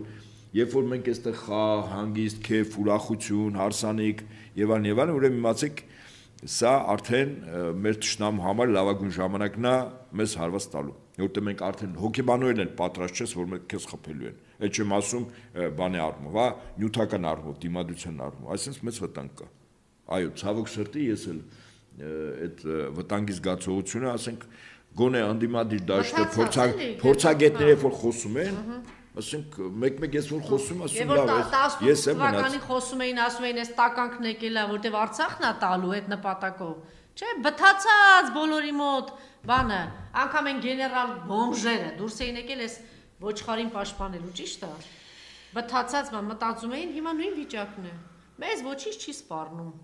Նստած են այդ վտանգը անցնի։ Չէ, ոնց դες բան չի անցնում։ Մեր վրայով անցնում, կող չկա։ Սոված բոմժերն էլ բանը դոլմա են փաթաթում, չէ, դոլմա ու զբաղված են իրաց լափելով։ Լրիվ բան, իր բան պատկերն է։ Հիմա մի ինքնա դեռնա թռնելու այն չէ։ Չի թռնելու։ Մի 30 չէ ինքը ասել, չի թռնելու, չի թռնելու։ Չի հասցնելու, որտեվ Էրդողանը տենց բան չկա, ասեք Էրդողանը եղբոր ասողին, որ ոչ մի խնդիր չկա, Ինչ ա գնա, ինչ անեն, Ստամբուլում գիտեք ինչ են անում տղամարդկանց։ Դե կարող ուզում են որ անեն։ Սափրված տղամարդկանց կարող ուզում են անեն։ Չէ, դաժան։ Դե հետո հիմա։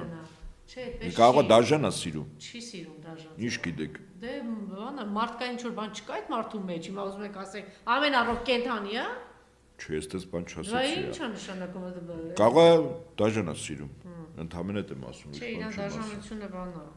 Անմարդկային է, դիմադրելու չի երևի, էլի կիմանա, չգիտեմ։ Ուղղակի այս ամեն ինչի ֆոնին էլի նա մեր այս վիճակը, այս անտարբեր իմիջայլոց թույլ չեն տվել սիրելի հայրենակիցներ, զլմներ, հարգելի գործընկերներ, Աննա Գրիգորյան, Գեգամ Մանուկյան, Արթուր Խաչատրյան, այդ համատեղ դատական հայց է ներկայացել ընդդեմ կառավարության Վագնի պահանջելով ոչ իրավաչափ համարել ՀՀ արգոսնախարարի 2024 թվականի մարտի 14-ի գրությունը, որով արգելվում է մեզ ծանոթանալ Ադրբեջանի հետ քննարկող պայմանագրի փոխանակով նախագծին, բայց դա թուրք գործակալները կարող է թույլ տային։ Դատարան դատավոր Ռոբերտ Միքայելյանի նախագահությամբ հայցադիմում վարույթ ընդունելու որոշում է կայացել, նշանակվել է նաև նախնական դատական նիստի օր, որ տեղի կունենա 25 թվականի հունվարի 14-ին Հայաստան խմբակցության պատգամավոր Քրիստինե Վարդանյան, որտեղ թույլ չեն տալիս։ Ես մի քիչ առաջ ինչ ասի, իրանց ամեն ինչ կարելի է հիշեք։ Օրենք, օրինականություն, իրավունք չկա այդպես հասկացում։ ԱՄՆ դեսպանատունը։ Վերջ, իրանց Փաշինյանին ամեն ինչ կարելի է։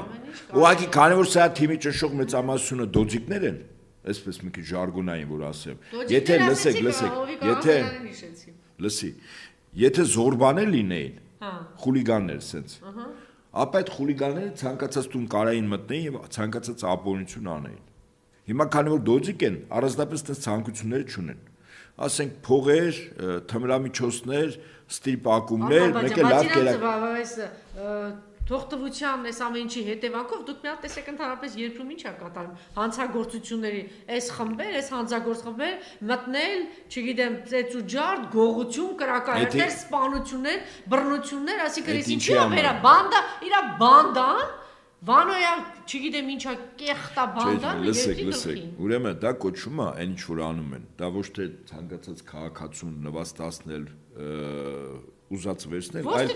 մի վարքյան, լսեք, բռնաբարում ծեծում, ջարդում բաց են թողնում, չգիտենք ինչ են արել։ Ուրեմն լսեք, այն ինչ որ հիմա ձեր նկարագրությունը կա, դա կոչվում է սեփականության վերաբաշխում, այսինքն կան որոշները, որոնց սեփականությունը չեն կպնում, բայց կան որոշները, որոնց սեփականություն դրեք է տարվի։ Հիմա այդ խմբերը տրված է այդ իրավունքը, որ որոշների սեփականություն ուղղակի խլեն, խլում են։ Եթե մի քիչ ավելի այդպես կազմակերպված լինեն, այնց մի քիչ որցոտ էլի, ոչ թե լոգիկական, ավելի տխուր կլներ վիճակը։ Դեպքերը, պատահարները, սպանությունները, կրակոցները, ասենք, կարգերով կարող էր բարձրանալ։ Ուղղակի քանի որ տենց չի, մի քիչ ավելի քիչ է, բայց նորից եմ ասում, Փաշինյանին թույլատրված է Հայաստանում անել ամեն ինչ։ Այդպես օրենք հասկացություն գոյություն չունի հասկանում եք։ Ուղղակի հարցել ես ընտանիքը ինչա տենց ատում հայ ժողովրդին, մտածել եք դրա մասին։ Հիշում եք արցախցիները սիրելի հայ չկա տենց բան։ Այս արցախցիները սովի մատնված 1 տարի շարունակ 1 տարի, հիշում եք այն վիժվածքը, իր վիժված կնո, բանջարեղենից սալաթու, եսի մինչեր լապում սեղանին դրել էր, ճոխ սեղան էր դրել ու ցույց էր տալ, հիշում եք։ Հիմա Սիրիայի հայությունը այս վիճակում խոզը տոլմայա լապում նստած։ Կամ երկրի, չգիտեմ, իր թոշակառուները սովի մատնված, մի հատ գնացեք տեսեք այդ արցախցիների վիճակը ինչա, այս վիճակում մարդը մենակ նստած ասեք ինչի ատում էլի, հայ ժողովրդին ես կոմ շատ բան է էլի։ Չասեք, որ մեր ծանր մանկություն։ Ուրեմն նայեք, նոյեմբերի 9-ը մեր ժողովրդի պատմության մեջ շվական ծանր օր է, չէ՞։ Նոյեմբերի 9-ը։ Նայեք, ծանր օր է։ Նայեք, չէ, երկիրը մենք նոյեմբերին ինչ ենք կորցրել։ Երկիրը մենք կորցրեցինք 18 թվականին։ Երբ որ, այո, առաջին քայլը արվեց, իսկ այս պահին փակվեց 23 սեպտեմբերի 19-ին, այդ մի օրվա պատերազմը։ Բայց նոյեմբերի 9-ին սրա տիկինը Աֆրիկայում հակու կապով 18 տարեկան աղջկա հակու կապով, ես չեմ ուրիշ բաներ ուզում ասել, այդպես է։ Այն ինչ ինքը հակել էր 18 տարեկաններն են հակնում, 50 տարեկան կանայք այդպես չեն հակնում։ Պարզ եմ ասում։ Աֆրիկայում ման է գալիս։ Եվ այդ ուրեմն լուսանկարները տպվում է հենց նոյեմբերի 9-ին։ Այդ տիկինն ու իր քաղաքացիական ամուսինը ինչ են ատում մեզ հայ ժողովրդին։ Ինչն է պատճառը, որ ատում, ինչա հայ չեն, ինչա։ Ինչ կապ ունի հայ են հայ չեն։ Կապ չունի։ Այդպիսին է։ Չարը վերացական չի։ Չարը խիստ առարկայական է։ Ինքը իրանք խիստ առարկայական են։ Սուտ, կեղծիք։ Սիրիայի հայությունը ինչ է արել այդ տիկին, որ դու այդ օրը այդեն զվարճալի, այդ ծաղրացու էլ չես, չգիտեմ ինչ ես, այդ թափթփուկ։ Այդ օրերին է, հենց որ խոսում են բոլորը ահ ու սարսափի մեջ ինչա կատարվում այնտեղ հայության հետ, չէ՞։ Այս մարդը ինչա ներկայացնում։ Այդ գիտեք որն է, ասենք եթե մեկի տանը մեծ սուքա կորստի, հարևանը առավոտի ցիրիկուն դոզուրնեն, քեֆ ուրախություն սեղաններ գցել։ Մեկի տանը սովա, կամ սուկ, հիմա այս սուկ եմ ասում։ Չոր հաց չունեն, կողքի հարևանը անում, ուսեն զվարճանում է հոտել որ լցվի տուն է, չէ՞։ Չէ՞, մի հատ տնով անցկացնում, Սես տնով ասման նայեք ու տանում է, էլի։ Դու հիմա իրաց լավ ասում։ Կամ մեկի տանը բանա, ասել ձեզ դրածա դագաղը իրանք դհորզուրնայ մտնում են այդ հարցանց հարսանիք իրանց լափելու process-ը տենց անցկացնում են։ Լավ, հիմա որպեսի մեր զրուցվական երկար տևեց, ես Չէ, որտեվ իրանցից է, այս հրեշավոր զույգն է։ Գեգամ Նազարյանն էլ ասում է ինքը չի մենակ մեղավոր։ Հիմա ես ուզում եմ Գեգամ Նազարյանին հասկանալ, էլի։ Ինչ է տեղի ունենում։ Ես իս լուրջ ամենայն անկեղծամ։ Չես ուզում հասկանալ, ով է որ ուզում ես հասկանալ։ Այնուամենայնիվ ինձ համար բարձր որդի կորցնել, ես այդ գիտեմ, եթե մարդ երեխա ունի, այդ գիտեք ինչ է, դու ավարտվում ես, կարծում եմ։ Նորմալ մարդը վերջանում է։ Այդ պահից ինքը վերջանում է, որովհետև դա չկա մոլորակում ավելի թանկ բան։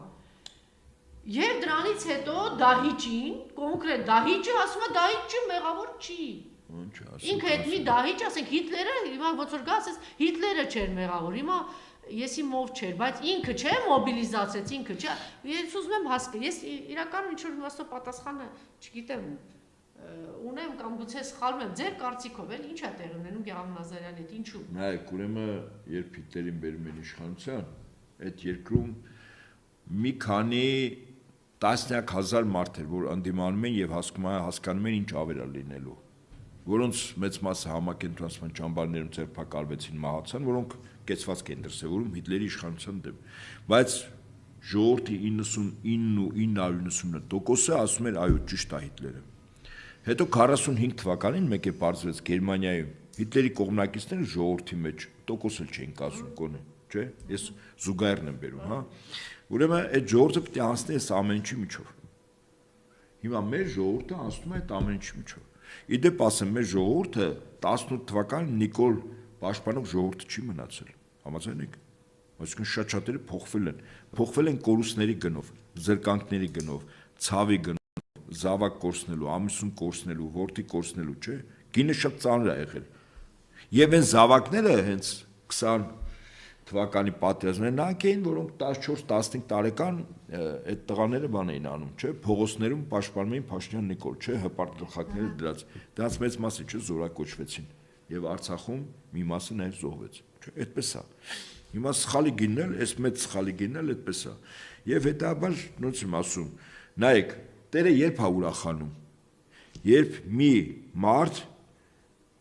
որը կարեկցանքի կարիք ունի եւ դիմացինը կարեկցանքով օգնում է,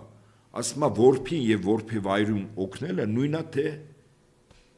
ինձս անում, Տերն ասում, այսինքն ոնց ասեմ, անօգնական խավը որփը եւ որփեվայրն, այսինքն կին, որ ամուսին չունի, զավակներ ունի, իրանց պիտի օգնես։ Տերը դրանից ուրախանում է, իր սիրտը ուրախանում է, որ մեկը ձեռք մեկնեց օգնես, չէ՞, ասում նույնը որ ինձ անես։ Հիմա չարը գիտեք ինչ անում։ Ամեն ինչ անում է, որ ոչ որփը օգնվի, ոչ թե որփեվայրին։ Իրենք ուրախանում են, հասկանում եք դուք, ես չեմ զուգահեռ բերում։ Տիրոջ ուրախության պատճառը եւ սրանց ուրախության։ Իրանք ուրախանում են, որ ով որ գետին է անգել, ավելի պետք է ընկնի, ով անօգնական է, ավելի անօգնական պետք է լինի։ Իրանք դրանից ուրախանում են։ Եզակի մարդիկ կան, ես կյանքում,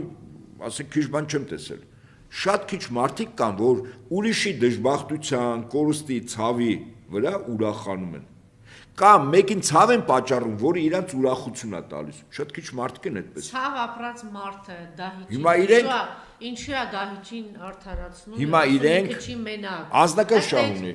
Այդքան բան։ Եղան Նազարյան անձնական շահ։ Այո, ուրիշ որից արդարացում չկա։ Ես հիշում եմ, այդ անձին առանձնապես չեմ ուզում քննարկեմ, բայց հիշում եմ, երբ Տաուշ էր գնացել ոսկեպարի թե Կիրանցի մոտ ոնց էր պաշտպանում։ Այդ ժողովրդի վրա ոնց էր տվել։ Հետո ներողություն խնդրեց, ասեց դրանից հուզված է էլի։ Ասել են կգնաս հələ մի ժողովրդի վրա բան կանես, հու կանես վախենան։ Արա։ Ասել էր հա շեֆ ջան, ոնց ասեմ։ Գնաց խոսած։ Հետո ժողովուրդը որ կոշտեր պատասխանը ասեց դե հա մի քիչ երևի լարված եմ եղել եւ որքանով է բարոյական գնալ Հայաստան դաշինքով, ես ինքս ամեն ինչ արել եմ, որ այդ դաշինքը պատիվ։ Հայաստան դաշինքը ծրագիր ա ունեցել, Գեգամ Նազարյանը այդ ծրագրով ա դարձել դեպուտատ։ Այո, ուրեմն այդ ծրագրից շփվել է ինքը պիտի բարոյականություն ունենա, այդ մանդատը դնի։ Վերջ, ուրիշ թվաբանություն չկա, մնացած օդի մեջը խոսակցություն է։ Ինքը այդ ծրագրով ա դարձել դեպուտատ։ Հիմա այդ ծրագրից ինքը այդ ծրագրի տրամագծություն հակառակ գնահատականներ ունի։ Մարդը կարող է այդպես գտնի։ Բայց հիմա դու բարի եղի, բարոյականություն ունեցի, մանդատը դիր։ Ասա ես ուրիշ ծրագրով եմ, անկախ պատգամավորից ո՞րն է, անկախ։ Հա էլի։ Այնտեղ մի հատ իշխան էլ կա, չէ՞։ Անկախ չկա է Հայաստանում, ասեք Նիկոլի պատգամավոր, իշխանին չէ, Զաքարյան, չէ՞։ Հա։ Էնա իր փողերը պայելու խնդիր ունի Թալանը։ Թե չէ, դուջը, ինչպես ասում են, կուլակաթափան է։ Մի երկու օք էլ տես պատգամավոր նախկին կուսակցություններից կային, չէ՞, տարիքով էլ մարդիկ էին։ Բա որ իշխանափոխություն եղավ ու ասենք ճիշտ ժամանակներ եկավ եւ այդ օլիգարխներին չսիրող իշխանություն եկավ։ Սրանց սա կուլակաթափ են անում, մինչեւ ինչպես ասում են, վերջի սպիտակերենը որից հանելու են։ Հետաքրքիր է։ Իրանք օրինակ մտածում են, կառնենք, կթռնենք, տեղափոխենք բան կամ գնանք սրանց հետ կիսվենք, սրանց կտանք էլի ոնց որ։ Բա որ հանգարց թարս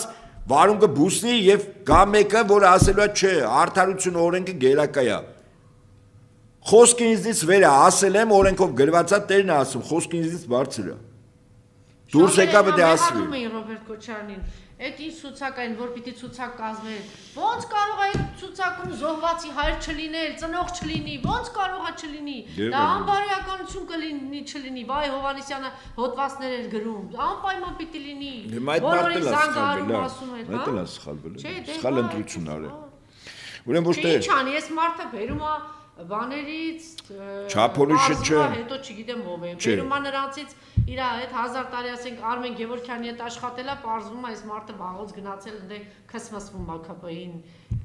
Բերում է զովացի ծնող, պարզվում է էսի շատ ավելի շուտ է գնացել քսմսվում այն մեկին։ Բերում է այն մեկին, չգիտեմ։ Էս ինչ ապականված միջավայրում ենք, հա? Էս ինչի մեջ եք մենք։ Բանի նյութի դոլարի իշխանության ներքո։ ներքո։ Չեն թողել, որ ասում է հակնում են գնանք տներով, հիմա այդ տունն էլ չեն թողնելու սրանք, ուր գնանք էլի։ Այսինքն էս են փորձություններն է, որտեղ մարդը գայթակղություններին չի դիմանում։ Ընդհանրապես մարդը որ ծնված ինչ որ մի փուլից անվերջ պետք է գայթակղություններ են, էտա մարդը միշտ ընտրության առջև է, կամ գայթակղություն կամ սա, էտա։ Միշտ, միջև մա։ Դե հիմա։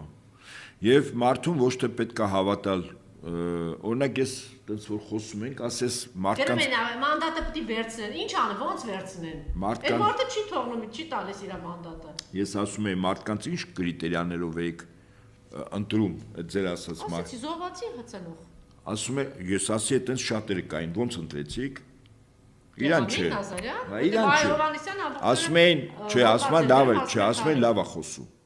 Ես էլ ասում եմ, ուրեմն նրանք ովքեր որ այդ կրիտերիայով մարդ են ընտրում, նրանք շատ սխալ են։ Մարդուն խոսքերով չեն ընտրում, մարդուն ապրած կյանքում գործերով են ընտրում։ Չկա, չեմ կարծում այդպես են ասել։ Այնտեղ լավ խոսող ասում եմ, չեմ կարծում այդպես։ Ես ասում եմ ում հետ խոսել եմ, ինձ ասվել, ասում եմ, զովասների ծնողներ շատ կային, ինչու կոնկրետ այդ։ Չէ, ուղղակի լավ կլինի Ռոբերտ Քոչարյանը այդ ով որ ցուցակ էր ասում, այնտեղ երկու լպստած գյադաներ կային, որ ցուցակը ասում են, ասես մի հատ գան ասեն, տեսնեք այդ ձեր ասած, այդ ի՞նչ չափորոշիչներ չափաններով եք էլի։ Գործը պետք է լինի, ապրած կյանքը, ոչ թե խոսքը, գեղեցիկ խոսքերը չէ։ Գործ։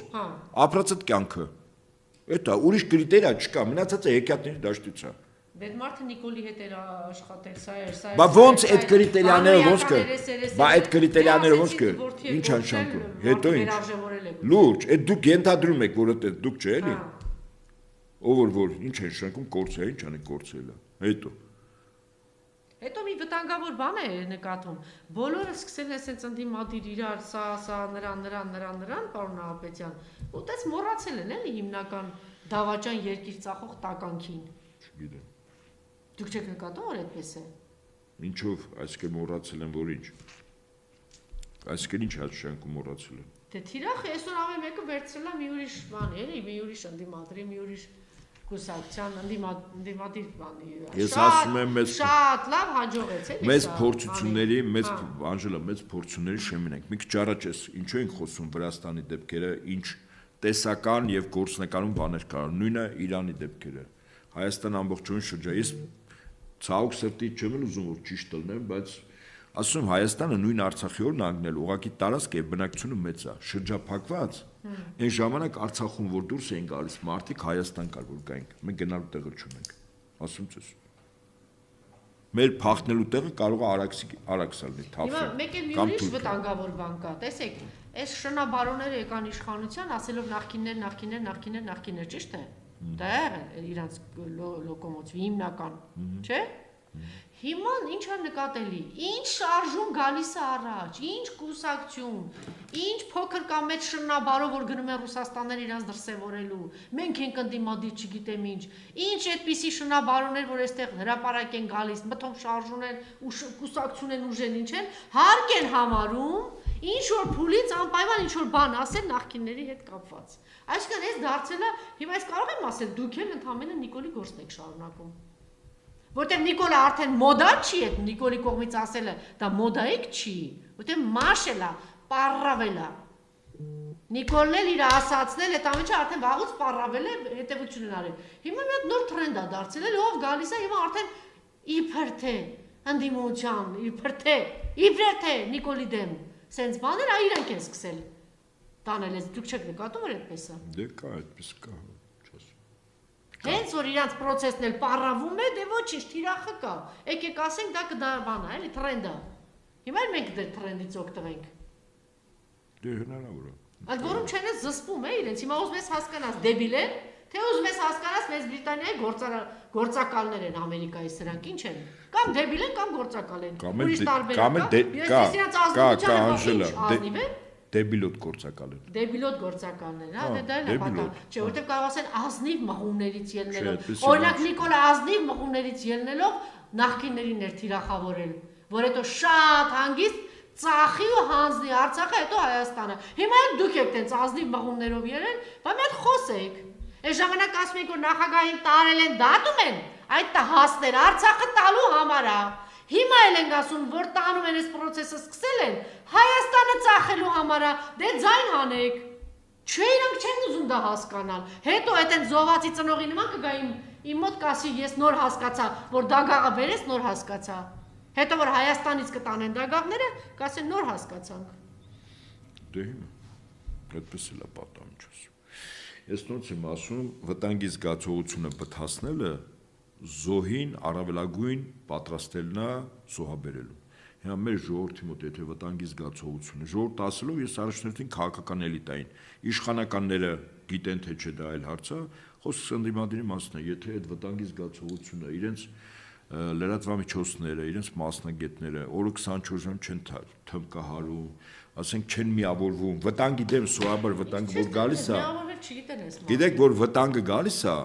անձնական ցանկացած ամեն ինչ հակասություն, հակադրություն ոչ փոխմբռնում մի կողմի վրա է, չէ՞ դրվում, որ վտանգի դեմ իրար հետ առնեն։ Ջուրը գալիս է, որ այդ գյուղը սրբի տանի։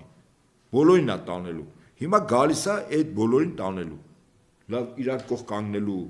գոն այդ վտանգի, չէ՞, ամեն մեկը մտածում է, որ ինքը կփրկի։ Չէ, ամեն մեկը վազում է Ռուսաստան, ասում է ես եմ այդ Շրեկի որդին։ Ես եմ։ Ում որդին։ Կապիտան Հրանտի որդիները, չէ՞, կապիտան Հրանտի որդիները։ Այդպես։ Իրանք ով գնում ասում ես եմ, ասում ես այդ ավերող անգրագետ, այս կյանքուսքի քո ընտանիքին քեզ պիտանի չես եղել, չէ, ես եմ, ով այնտեղ մի հատ մեկին գտնում է ինքն է։ Բա այդ վարարող գետի դեմ առնելու ցանկություն չկա։ Չէ, դա ուղիղ ապետ, չէ, առնվազն։ Մեզ էլ ամոթանք են տալիս, հատկապես ձեզ, որ դուք մեծ մարդ եք եւ փթած ռուսական զենքին, ոնց եք նավթալինոտ զենքի մասին էս ինչ եք ասում, որ դե մենք վերնագրել ենք, որ այդ զենքը շատ ռուսական զենքը ասում են, մինչև հիմա արևմտյան երկրների, եվրոպական երկրների ղեկավարները լուծը չի անցել։ Այն նոյեմբերի 21-ին, երբ Դնեպրոպետրովսկի Յուժմաշ գործանի վրա հիպերձայնային արագությամբ նորագույն հրթիռներ ընկան, բոլոր լուծ են կպել։ Պամպերսա որ փոխում են վախից, որտեվ այդ զինատեսակ եւ այդ արագությամբ հրթիռներ չկա, հարվածող հակահրթիռային պաշտպանություն չկա։ Այն ֆաբերը տոննայու կես 3 տոննանոց, հլա միջուկային զենքի մասին չեմ ասում, որ Ուկրաինայում գործածում են, այդ ասողները երևի այդպես բաներ չեն նայում, չգիտեմ իրանք ինչ են նայում։ Ռուսական զենքի այսօր աշխարհը, Միացյալ Նահանգները, Եվրոպան աուսարսափի մեջ են։ Հլա միջուկայինի մասին չեմ ասում։ Ընդհանուր Ռուսաստանի Դաշնության նախագահը եւ իսկապես ճիշտ ասեց, այդ զենքը, որը հրթիռը օգտագործվեց, այդ 10 ձայն արագությամբ ինքը մարտագլխի կընկավ։ Դա մեծարիդ, այո, հայրեն ոնց է մեծարիդը, երկնակ էր, հա, ճիշտ եմ ասում, երևի, երկնակար, այդ երկնակարը և օրինակ էլ բերվեց, կոնկրետ ՌԴ նախագահ ասեց, այդ Տունգուսկայի հայտնի մեծարիդ, այսինքն նույն էֆեկտն է, ինքը պլազմայի էֆեկտով, այսինքն քանի որ 4000 աշճան ջերմություն է, այդ տերմոբարն է աշխատում, ով չգիտի այդ նույն մեզ լսողը թող իմանա, այդ կոչվում է տերմաբարիչսկի էֆեկտ, այսինքն բարձր ջերմաշճան։ Նման հրթիռների մեջ նման նյութեր հիմա կա, օգտագործում է մարտի դաշտում, նախկինում բուրատինո էր կոչվում, այդ հրթիռային կանանքները հիմա կոչվում է Սոնցեպոկ։ Բայց այն ինչ օգտագործվեց Ուկրաինայի տարածքում նոյեմբերի 21-ին, այդ 50-60%-ն էր, որ հալածրել էր։ Մնացածը էլեկտրամագնիսական մեծ իմպուլս է տալիս, որը հրթիռը այդ մարտագլխիկը, որ իջնում է 10 ձայնի արագությամբ, դու որ նայում ես նկարեկար, ուրեմն բաներ, այդ պլազման է կողքը ստեղծած։ Այդ պլազմայով եւ 4000 աշճան հալածնող էֆեկտով մարտագլխիկ, որ ընկնում է, ամեն ինչ փոշիացնում է։ Հələ մեջը միջուկային մարտագլխիկ չկար իդեպ ասեմ, կարար եւ միջուկային մարտագլխիկ լիներ, որը չկա։ Հիմա եթե այդ փդած զենքից, ոչ հետաքրքիր ասենք, հիմա այդ մարդին սադրում է, որ ես մի քիչ էլ ասեմ ռուսներին չունեն, չեմ ասի, այսքան հերիք է։ Եթե այս արեմուտքը խիա խառնվե, նորից եմ ասում, պամպերսը ամեն օր ես իմ քանի հատ, այդ ոնց եղավ Զելենսկին ասում է, չէ, նոր լրահոսը նայեցի, ասում է, չէ, այն ինչ որ ռուսները վերցրել են, դինացա մնալու, ես նստում եմ բանակցությունների։ Այդ ինչ է, այդ ինչ է վախեցել Զելենսկին։ Այդ քան նստում բանակցությունների։ Նոր բան եք երևի ասում, երբ որ առաջ ասում էր, չէ, պիտի տարածքներն են եւ չէ, հենց նոր նայեցի։ Մտնելու միայն պայմանով։ Հենց նոր նայեցի, ասում է, բա ինչ որ ռուսներին նա, ասում է, ինչ որ վերցրել են, ուրեմն այդ բանակցություններ եւ այլն, ասում է, համաձայն են բանակցությունները, հա նոր նայեցի լրահոսում։ Ինչևէ, այդ փտած ռուսական զենք, որ ասում է, առնվազն այդ մարդը կամ իրազեկ չի, ավելի խիստ ասեմ, գիտելիք չունի այդ թեմայով, որին կոչվում է տգետ։ Նոր տգետ ասեմ, դի վիրավորել, չէ։ Գիտելիք չունեցող մարդկանց ասում են տգետ։ Հիմա այս թեմայով տգետ է այդ մարդը։ Եվ այո, օրինակ հիմա Սիրիայում պատկերացրեք ինքնաթիռներից թափվում է 1.5-3 մինչև 9 տոնանոց այդ ֆաբերը։ Ֆուգասնի ավիաբոմբի ֆաբա կոչվում։ Հիմա այդ ֆաբերը գիտեք ինչ պայթյուն առաջացնում։ Ահա որ շատ մեծ։ Շատ լավ։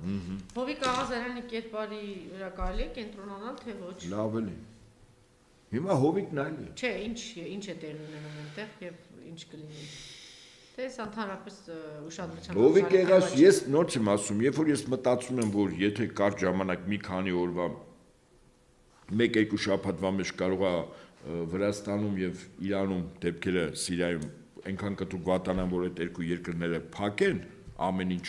Հայաստանի շարժը, տրանսպորտային, մարդկային եւ այլն։ Իմ մտքով անգամ ոչ Հովիկ Աղազարյանը, ոչ էլ Գեգամ Նազարյանը անցնում, ոչ էլ անգամ անկեղծ ասած Նիկոլ Փաշինյանը անցնում։ Ես մտածում եմ, որ լավ, այս որ եղավ, ուրիշ ինչ հնար է պետք, ուրիշ ինչ ձևով է պետք։ Ոնց մտածում ես, գալիս ես, ես մի հասցե եմ գալիս, եւ դա կառավարության շենքը չի դեպ ասում։ Այդ Իսակովի Պողոտայի վրա միակ շենք, ԱՄՆ տեսփանությունն է, ասեմ դες։ Վստահաբար եմ ասում։ Որոշումները գլխավոր կամակատարը ով է մեր երկրում։ Դե Փաշինյան Նիկոլը, բայց հրամանները ընդեղից է գալիս։ Հրամանները գալիս է Հայաստանում ԱՄՆ դեսպանից։ Վերջ։ Նիկոլը մի հատ կարող է չանի, հա։ Նիկոլը հրաման չկատարի։ Տոննաներով կոմպրոմատ ունեն, շնչած արտաշնչածով կոմպրոմատ ունեն։ Այս խելոքները մտածում որ 2 կոպեկ տարել են, 2 բան տալ են, դրսում պահել են, առել են անշարժ, պետք է լինի ցանկացած բանի ռեկետ։ Ոնց որ ես Բերեզովսկի օրինակը միշտ բերել եմ։ Վերջը ցակ գրպանով կախվեց։ Ամեն ինչ վերցել են, ասում են մերն է, մեր երկրում է, մերն է, դու այ գողավազակ հիմա բա որ ապացուցենք որ գողացած այդ ամեն ինչը, մեր մոտ մի քանի 100 տարի կարող դատվեց։ Եվ դրա համար նորից եմ ասում, Փաշինյանին տրված է carte blanche, ինչ ուզում է անում է, որտեղ հրամանները դի կատարի ու վերջ։ Ինքն էլ ասեց, հա, ես էլի կատարեմ, կարող է Տրամպի դուրի չեմ գալիս, հարգելի Հռոմի պապ, կնիկս կարգին աղջիկ է, թող կնիկս էլ իմ տեղը, ես կողքից խորհուրդ կտամ, ահագին փորձառություն եմ, երկիր ավերելու 6 տարվա փորձ ունեմ, կինս էլ պիտի ավերի, ես էլ խորհուրդ կտամ, լավ խորհուրդներ կտամ, Իրան նշանակեք։ Ես չգիտեմ, Դուդան ինչ է ասել, Լեհաստանի նախագահ եկել, ինչ է փոխանցել Հռոմի պապի որ պատասխանն է փոխանցել։ Ալնելու են, չեն ալնելու։ Կերևա շուտով, ասեմ ձեզ։ Շնորհակալություն։